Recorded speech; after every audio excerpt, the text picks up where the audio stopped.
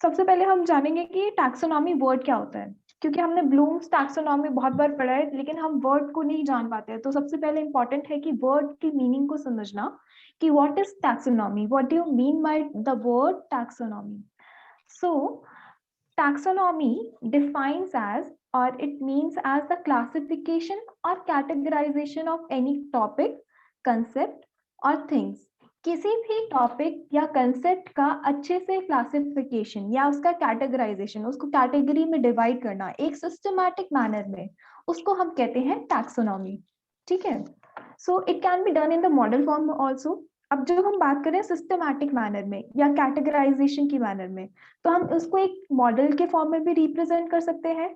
और जो भी हम कंसेप्ट या टॉपिक को हम डिफाइन करेंगे, क्लासिफाई करेंगे, वो हमेशा एक हायरार्की के फॉर्म में होगा। जब हम टैक्सोनॉमी की बात करते हैं तो वो एक मॉडल फॉर्म में भी हो सकता है और ये सिस्टमैटिक मैनर में एक कंसेप्ट या थिंग्स को डिफाइन करेगा। अब ब्लूम्स टैक्सोनॉमी के बारे में बात करते हैं। जो ब्लूम्स ने टैक्सोनॉमी दी थी, अब ब्लूम का पूरा नाम बेंजामिन ब्लूम था। ठीक है, so the Benjamin Bloom develop a hierarchical model. अब उन्होंने कैसा मॉडल बनाया था? एक हायरार्किकल मॉडल। हायरार्किकल से क्या समझते हैं हम लोग? या फिर लो टू हाई होगा या हाई टू लो होगा। किस चीज का क्लासिफिकेशन कर रहा था अब इन्होंने अपनी टैक्सोनॉमी में? इन्होंने क्लासिफिकेशन करा था लर्निंग प्रोसीजर्स का। जो लर्निंग के तरीके हैं, जो लर्निंग का प्रोसेस है, वो किस तरीके से इन्होंने क्लासिफाई करा था मॉडल में, वो हम पढ़ेंगे। सबसे पहले जो इन्होंने अपनी टैक्सोनॉमी बनाई थी, जो ओरिजिनल थी, हम तो रिवाइज्ड वाला इसमें करने वाले हैं, तो लेकिन उससे पहले मैं आपको ओरिजिनल वाला भी बता दूंगी ताकि आपको एक आइडिया हो जाए। तो सबसे पहले जो उन्होंने अपनी मॉडल बनाया था, जो अपना ओरिजिनल टैक्सोनॉमी बनाया था, वो 1956 में बनाया था और इसमें प्रोसीजर्स बताए थे लर्निंग के। अब he developed the most prominent methods for categorizing differences in thinking skills। तो उन्होंने किस चीज का कैटेगराइजेशन करा था? थिंकिंग स्किल्स का। सबसे पहले उन्होंने लो से लेकर हाई टू तक का इन्होंने थिंकिंग स्किल्स को कैटेगराइज करा था कि बच्चों की थिंकिंग स्किल्स लर्निंग प्रोसेस में किस तरीके से डिफाइन होती है। तो उन्होंने स्टार्टिंग फ्रॉम द लो इन्होंने हाई तक डेवलप करा था उस थिंकिंग स्किल्स का और उसका एक मॉडल रिप्रेजेंट करा था हमारे सामने। अब इस मॉडल में different levels of learning outcomes है। अच्छा, लर्निंग आउटकम से पहले मैं आपको बता दूं, जो ये आपका टॉपिक है वो क्या है? Revise Bloom taxonomy 2000 and it is for the instructional objectives. अब इंस्ट्रक्शनल ऑब्जेक्टिव समझना पहले बहुत जरूरी है इस लर्निंग आउटकम्स को समझने के लिए। इंस्ट्रक्शनल ऑब्जेक्टिव्स हम यूज करते हैं टीचिंग ऑब्जेक्टिव्स। ठीक है, इंस्ट्रक्शन का मतलब होता है टीचिंग। जब हम टीचिंग और लर्निंग फॉर्म में बात करते हैं तो इंस्ट्रक्शन का मतलब टीचिंग होता है। तो ये ब्लूम टैक्सोनॉमी किस लिए बनी है? हमारी टीचिंग ऑब्जेक्टिव्स को डिफाइन करने के लिए, कि हमारी टीचिंग ऑब्जेक्टिव्स अपने क्लासरूम में किस तरीके की होनी चाहिए। ठीक है, किस लेवल के लिए कौन सी हमें टीचिंग ऑब्जेक्टिव यूज करने हैं, स्पेसिफिक लेसन के लिए हमें कोई स्पेसिफिक टीचिंग ऑब्जेक्टिव प्रोवाइड करने हैं, तो वो किस तरीके की हमारी टीचिंग ऑब्जेक्टिव होगी। अब टीचिंग ऑब्जेक्टिव को हम दूसरा नाम क्या यूज करते हैं आजकल? Instructional objectives. तो इसमें कंफ्यूज मत हो जाना आप लोग कि टीचिंग ऑब्जेक्टिव्स होते क्या है और इंस्ट्रक्शनल ऑब्जेक्टिव्स होते क्या है, इसलिए मैंने आपको पहले ही क्लियर कर दिया है। आपके सिलेबस में लिख रखा है इंस्ट्रक्शनल ऑब्जेक्टिव्स, तो उसको हम टीचिंग ऑब्जेक्टिव्स भी कहते हैं, कि हम अपने टीचिंग ऑब्जेक्टिव्स को किस तरीके से डिफाइन करें। अब ये जो मॉडल है वो क्या डिस्क्राइब करता है? ये different level of learning outcomes describe करता है, कि जो भी हम अपने क्लासरूम में टॉपिक पढ़ा रहे हैं, जो भी कंसेप्ट पढ़ा रहे हैं, तो उसका लर्निंग आउटकम कैसी होनी चाहिए और किस लेवल तक की होनी चाहिए लर्निंग आउटकम्स। हाई लेवल की होनी चाहिए, लो लेवल के लिए होनी चाहिए, प्राइमरी के लिए कौन सी लर्निंग आउटकम होनी चाहिए, किस लेवल की लर्निंग आउटकम उनको प्रोवाइड करानी है। तो ये मॉडल वो बताता है। what skills and competencies teachers aim to develop in the learners। ये भी बताता है कि टीचर अपने कंसेप्ट से बच्चों को किस तरीके की स्किल्स और कॉम्पिटेंसीज प्रोवाइड कराएगी। अगर मैंने एक लेसन पढ़ाया है बच्चों को, तो उसके बाद कौन कौन सी स्किल्स उनमें डेवलप होगी।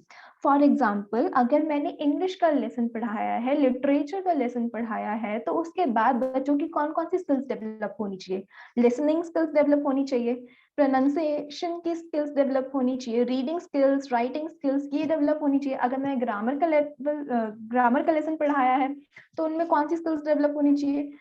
तो use of grammar in daily language, वो वाली स्किल्स डेवलप होनी चाहिए। ठीक है, तो ये बताता है कि लर्निंग आउटकम्स क्या होने चाहिए और टीचिंग ऑब्जेक्टिव्स क्या होनी चाहिए। Basically it describes the instructional objectives.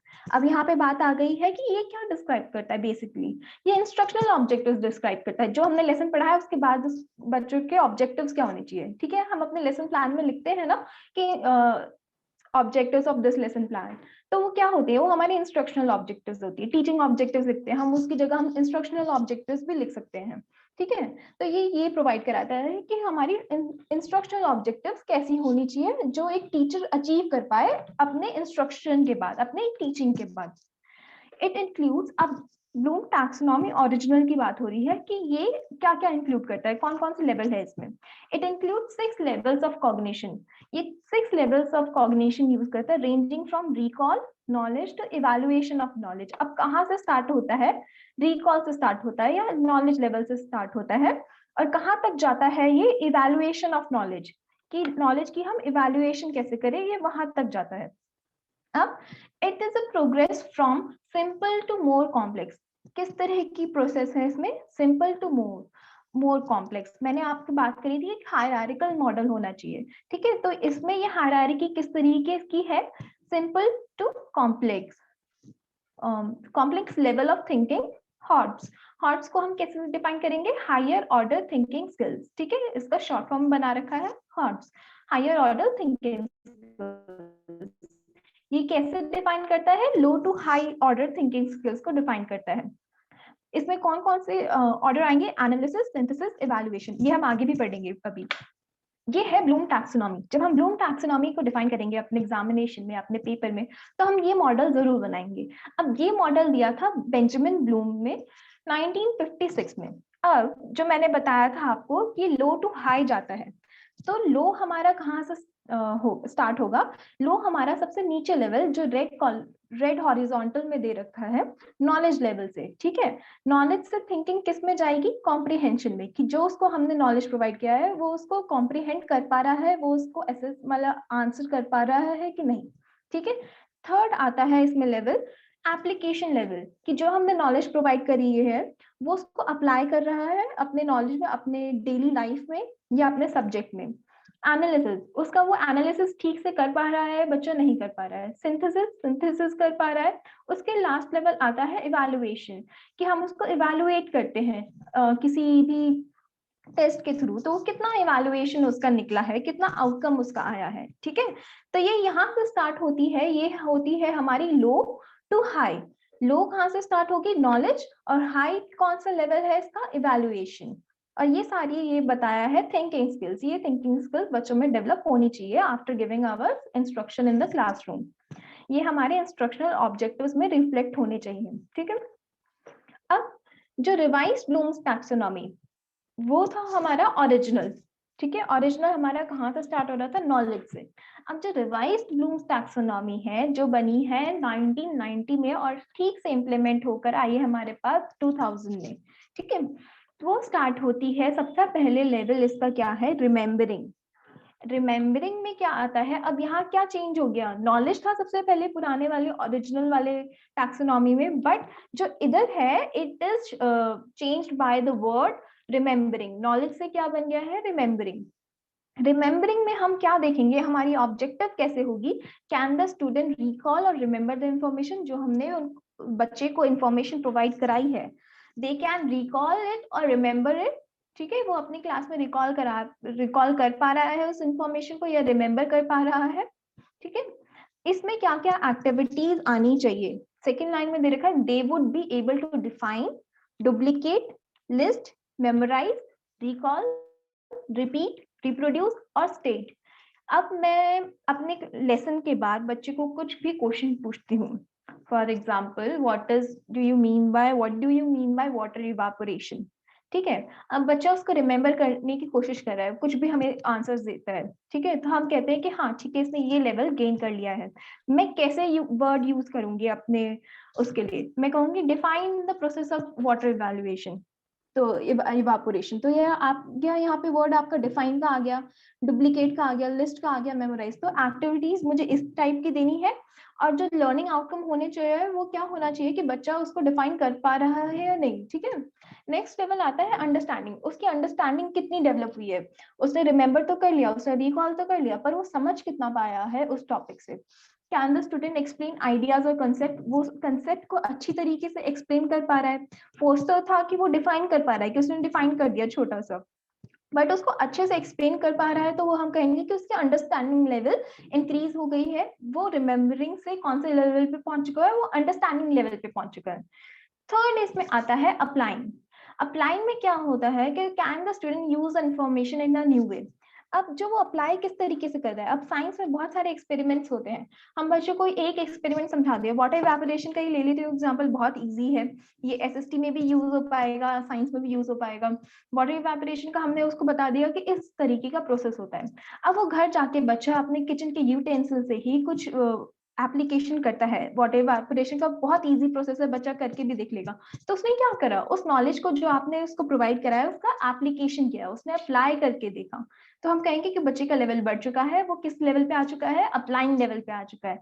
Analyse next इसमें आता है, अब देखो उसकी थिंकिंग स्किल्स किस तरीके से बढ़ रही है, जहां पे वो पहले रिमेम्बर कर पा रहा था, सिर्फ वो याद कर पा रहा था जो इन्फॉर्मेशन दिया है, अब वो नॉलेज को यूज कर पा रहा है, इन्फॉर्मेशन से किस तरीके में पहुंच गया, नॉलेज पे पहुंच गया है, ठीक है। इसके बाद आता है आपका analysing. Can the student distinguish between the different parts. अब इवापोरेशन के बहुत सारे पार्ट्स होते हैं, बहुत सारे प्रोसेस के पार्ट्स होते हैं, ठीक है। अब वो उस प्रोसेस को डिफरेंस बिटवीन कर पा रहा है, उसका डिफरेंस समझ पा रहा है कि ये इवापोरेशन होता है, ये नहीं होता, ठीक है। तो उसको समझ पा रहा है, वाटर साइकिल के पूरे प्रोसेस को समझ पा रहा है। उसके बाद आता है इवैल्यूएटिंग। इवैल्यूएटिंग में क्या करता है, can the student justify a standard decision, वो एक डिसीजन पे अपना स्टैंड करता है, वो खुद को इवैल्यूएट करता है, ठीक है। अब क्या इवैल्यूएट करेगा, टू इवैल्यूएट इन्फॉर्मेशन, जो हमने इन्फॉर्मेशन पढ़ाई है, बहुत बार बच्चे ऐसे होते हैं कि जो भी हमने इन्फॉर्मेशन दी है वो नेट पे जाके चेक करते हैं कि क्या ये इन्फॉर्मेशन ठीक है जी, क्या ये नॉलेज ठीक है, और इसमें क्या क्या इम्प्रूव होना चाहिए, वो खुद से ही देखते हैं। तो ये क्या होता है, बच्चे का नेक्स्ट लेवल होता है, ये इवैल्यूएटिंग का होता है, ठीक है, हायर थिंकिंग स्किल्स में। सबसे नेक्स्ट लेवल आता है जो हायर लेवल है, मोर कॉम्प्लेक्स लेवल है, वो क्रिएटिंग। और ये बहुत अच्छा लेवल है, मैं कहूंगी, मैं इसका आपको एक एग्जांपल भी दूंगी, आप ये अपने क्लासरूम में किस तरीके से यूज कर पाएंगे। Creating, can the students create a new product, कुछ भी नया प्रोडक्ट वो बना पा रहा है, कुछ भी नया पॉइंट ऑफ व्यू दे पा रहा है अपना किसी भी टॉपिक में। इसका सबसे अच्छा एग्जाम्पल है, अगर आपको बच्चे की higher order thinking skills check करनी है, तो आप अपने कोई भी लेसन पढ़ाने के बाद बच्चे से कहो कि आप इस चैप्टर में से मुझे 6 क्वेश्चंस या 3 क्वेश्चंस वो खुद डेवलप करके दें, तो वो क्या कर रहे हो, क्रिएट कर रहे हैं, और खुद से ही आंसर करें उस क्वेश्चन का। अब जो क्वेश्चन होने चाहिए वो व्हाट के नहीं होने चाहिए, ठीक है। व्हाट का क्वेश्चन क्या आंसर डिफाइन करता है, वो तो 1 वर्ड में भी दे सकते हैं, ठीक है। What are the different process in the process of water cycle, तो वो क्या होगा, वो बच्चा सिर्फ प्रोसेस लिख देगा। क्वेश्चन किस तरीके के होने चाहिए, हाउ, व्हाई, ठीक है, एक्सप्लेन, इस तरीके के क्वेश्चन होने चाहिए, ताकि बच्चे उस प्रोसेस को अच्छे से पढ़ें, वो क्वेश्चन बनाने के लिए भी पूरा कंसेप्ट अच्छे से पढ़ेंगे, ठीक है।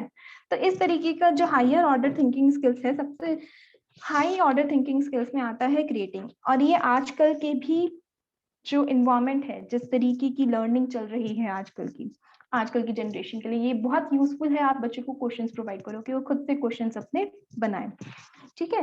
इसका मैं सबसे अच्छा एग्जांपल भी दे सकती हूँ, जो अभी मैंने देखा था कहीं पे, मैंने एक आईआईटी है, आईआईटी के आप मानेंगे नहीं, ये आईआईटी के आप उन्होंने असाइनमेंट में दे रखा था कि बच्चों को खुद ही अपने 6 क्वेश्चंस डेवलप करने थे और खुद ही आंसर करना था। तो देखिए क्रिएटिंग लेवल कितना हाई पे है, ठीक है।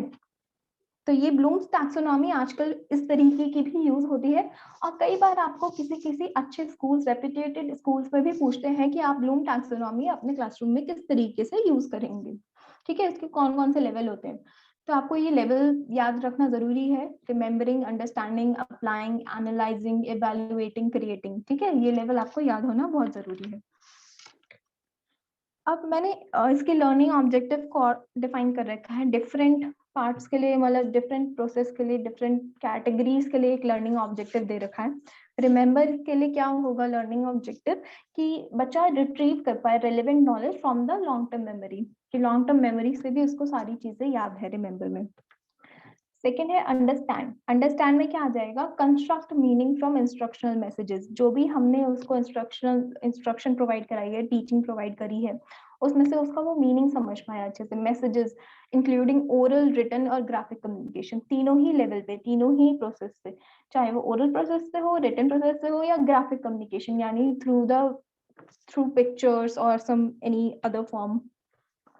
अप्लाई में क्या होना चाहिए, कैरी आउट और use a procedure in a given situation, कि किस तरीके से वो प्रोसीजर का पूरा यूज कर रहा है। एग्जांपल मैंने दिया था वाटर साइकिल का, जो वो अपने किचन यूटेंसिल से बच्चा अप्लाई करता है अपनी नॉलेज को।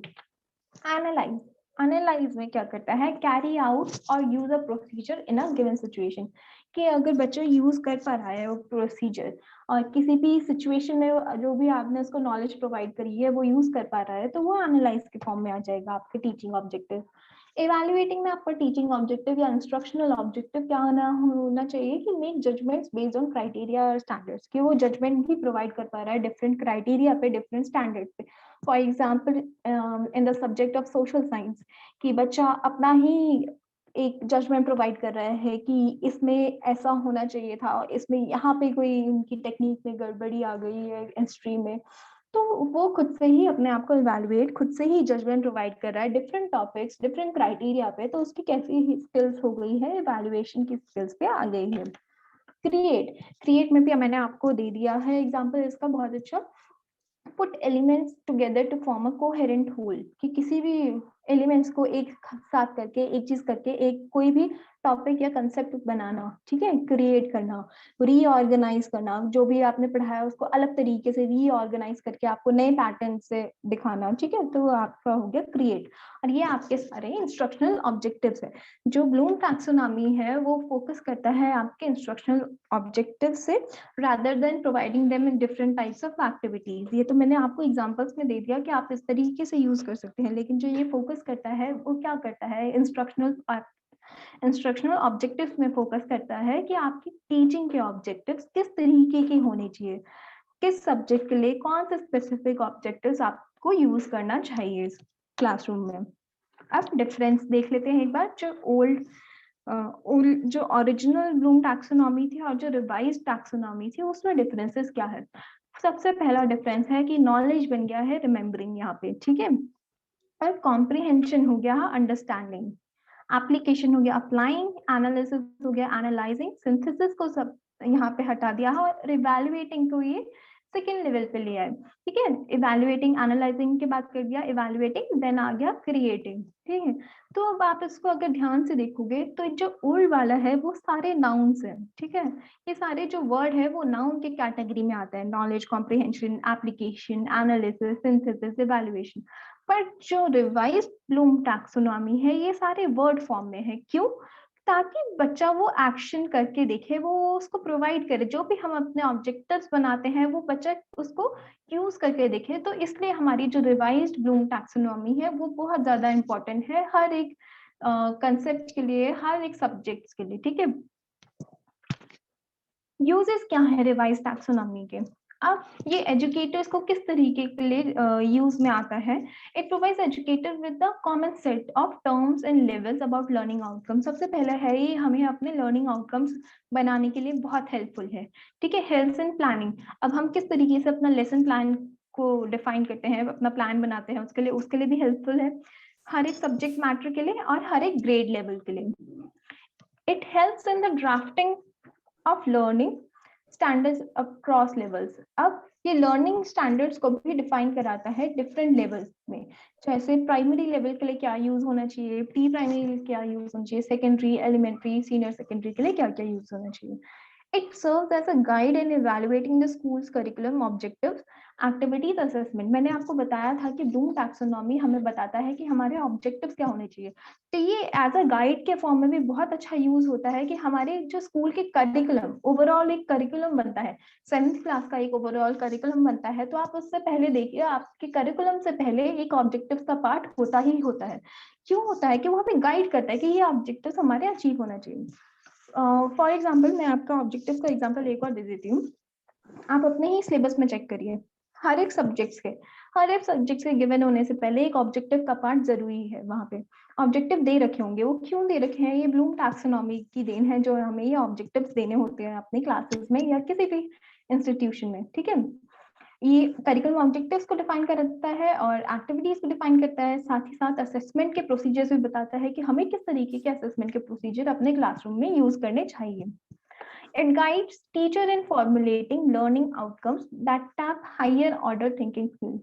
अब ये टीचर को किस तरीके से गाइड करता है कि वो अपने लर्निंग आउटकम बना पाए, लो से लेके हाई ऑर्डर थिंकिंग लेवल, जहाँ पे बच्चों की डेवलप हो पाए। अब ये क्वेश्चन एक्टिविटीज, ये सब मैंने बात करी आपकी इंस्ट्रक्शनल ऑब्जेक्टिव्स की। इंस्ट्रक्शनल ऑब्जेक्टिव्स मैंने आपको बता दिए किस तरीके के होने चाहिए, और इंस्ट्रक्शनल ऑब्जेक्टिव हम किस तरीके से फ्रेम कर सकते हैं अपने लेसन प्लान में। मैंने ये सबसे अच्छा इसका मॉडल है, चाहे ये पुराना है, आपका पुराना वाले में से ही है, बट इसमें क्वेश्चंस और एक्टिविटीज किस किस तरीके की होंगी। सबसे पहले आप देखें यहाँ पर नॉलेज में हम किस किस तरीके के क्वेश्चन दे सकते हैं बच्चों को, किस सब्जेक्ट्स मैटर में यूज कर सकते हैं। तो ये जो ऑरेंज वाला पार्ट है, ये ऑरेंज वाला पार्ट करता है क्वेश्चंस और एक्टिविटीज को डिफाइन, ठीक है। और जो ये ब्लू वाला पार्ट है इसके बाद, ये आपके बताता है कि किस किस कंसेप्ट में हम इसको यूज कर सकते हैं। फॉर एग्जाम्पल यहाँ पे नॉलेज के पार्ट को देखिए, नॉलेज के पार्ट में हम किस तरीके के क्वेश्चन दे सकते हैं, किस तरीके के अपने लर्निंग ऑब्जेक्टिव्स बना सकते हैं, कि ऑब्जेक्टिव कैसे हो जाएगा। तो यहाँ पे to identify different process of water evaporation, to हाँ आइडेंटिफाई डिफरेंट मैंने कुछ कही भी नहीं है तेरे से। पर्सन्स। प्लीज म्यूट योरसेल्फ जिसका भी माइक ऑन है। और नॉलेज पे आपके ये सारे एक्टिविटीज क्वेश्चंस आ गए और इस तरीके के आपके लर्निंग ऑब्जेक्टिव्स भी बन जाएंगे। उसके बाद आपका ये कंसेप्ट किस किस कंसेप्ट में डिफाइन होना चाहिए। आप यहाँ पे एक्टिविटीज क्या दे सकते हो, मैगजीन आर्टिकल्स पढ़ने के लिए दे सकते हो, टेक्स्ट रीडिंग दे सकते हो, definition, television shows, dictionary, recording, इस तरीके के आपके ये सारे प्रोसीजर इसमें डिफाइन है। तो ये आपके लिए बहुत हेल्पफुल होगा जब आप अपना लेसन प्लान बनाएंगे, आपने आप बना लिया होगा तो उसमें ये हेल्पफुल रहता है, ठीक है। अब मैं चाहती हूँ आप एक वीडियो देखिए, आपको बहुत अच्छे से समझ में आ जाएगा एक और चीज आपका। तो give me just a second.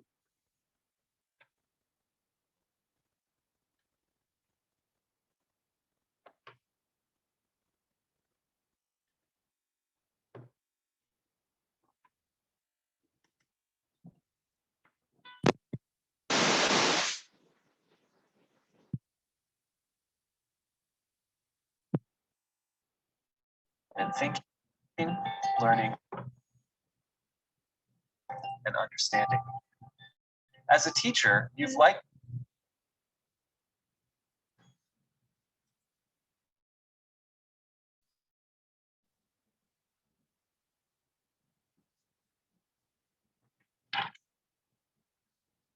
Just wait a second, the video is taking some time.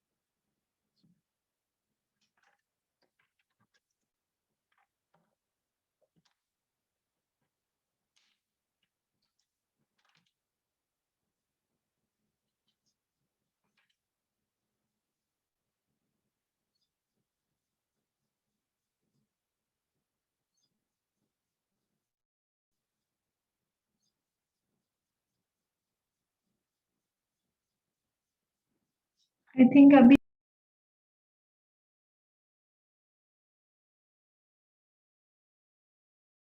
model affected in an age of digital technology, and how might it influence your instructional design? Let's take a step back. Bloom's taxonomy was created in the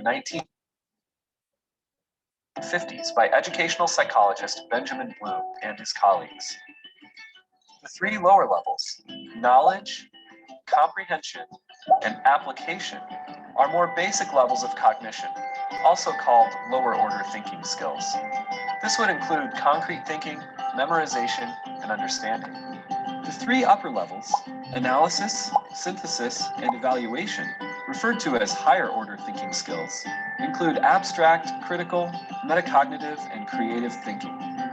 Some have likened the model to a mountain or a stairway, where teachers set learning objectives and design learning experiences to guide students to higher levels of thinking. The taxonomy has become an important model for structuring students' learning processes. In the 1990s, Bloom's taxonomy was updated by a group led by David Krathwohl, one of the original authors, and Lauren Anderson, a former student of Bloom's. To make the model relevant to 21st century learning, one of their main changes was updating the nouns associated with each level to action-oriented verbs. This differentiation positions thinking as an action-based process rather than one of passive acquisition. For example, knowledge was replaced with remember, analysis was changed to analyze, and so on. They also reordered the last two steps. Evaluation, which was previously at the top, was moved down, and creating, formerly synthesis, was moved to the top. With this framing, educators have several different verbs, questions, and instructional strategies associated with each level. In recent years, there have been many iterations and metaphors for Bloom's taxonomy, including an orange, where the 6 levels are distributed more equally, moving cogs, representing an interworking system in which creation is dependent upon all of the other aspects, or a flipped pyramid illustrating an emphasis on higher order thinking skills. But in thinking about how technology affects this model, consider it as Bloom's digital taxonomy. This updated version aims to expand upon the skills associated with each level as technology becomes a more ingrained and essential part of learning. For instance, some propose that new action verbs can be applied within each level. Let's take a look at creating, in which learners are designing, inventing, and constructing a piece of work that shows what they know. One could add new digital verbs to creating, like blog, remix, or program. These verbs refer to possible learning activities that incorporate digital technologies in which students are creating. Adding digital verbs to the taxonomy also promotes 21st century skills like communication, collaboration, creativity, and critical thinking. Others have taken the 6 levels of the taxonomy and aligned them with technology tools that help foster each level. For example, as a teacher, you can think about how to integrate apps and websites that help students remember content, like flashcards or drill and practice tools. There are tools that help students analyze and make sense of content, like reading charts, graphs, or mind maps. Or you can think about what tools support student creation, like producing, podcasting, blogging, coding, editing, and more. With these examples, the focus should not necessarily be on the tools themselves, but on how the tools can be vehicles in transforming student thinking at different levels. So, as you weave technology into your teaching, ask yourself, how can the tools you use support different cognitive levels? Which tools help you address lower order thinking skills? And which can help challenge students' higher order thinking skills? Consider how Bloom's digital taxonomy can help you identify ways to design technology-rich learning experiences for your students.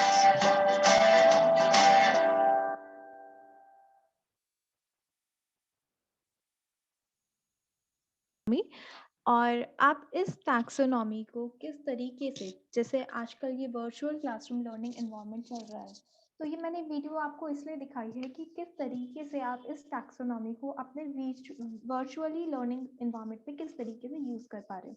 ठीक है, आप में से कई सारे बच्चे अभी भी पढ़ाते होंगे अपने क्लासेस में, तो मैं चाहूंगी कि आप ये इस टैक्सोनॉमी को, ये जो डिजिटल टैक्सोनॉमी है, इसको ज्यादा से ज्यादा यूज करें अपनी टीचिंग में, किस तरीके से इन्होंने बताया है कि कौन कौन से ऐप से, ये आपके लिए एक्टिविटी है आप करना चाहे तो, कि आप कौन कौन से ऐप से, कौन कौन सी वेबसाइट, कौन कौन से टूल्स यूज कर पाते हैं अपनी टीचिंग में, ताकि आप ब्लूम्स टैक्सोनॉमी अपने टीचिंग में अच्छे से डिफाइन कर पाएं। ठीक है, तो आप ये मुझे बता सकते हैं इसी क्लास में या नेक्स्ट क्लास में, जैसे भी आपको कंफर्टेबल हो। So this is about your Bloom's taxonomy, revised taxonomy, instructional objectives. And if any doubt, you can ask me now.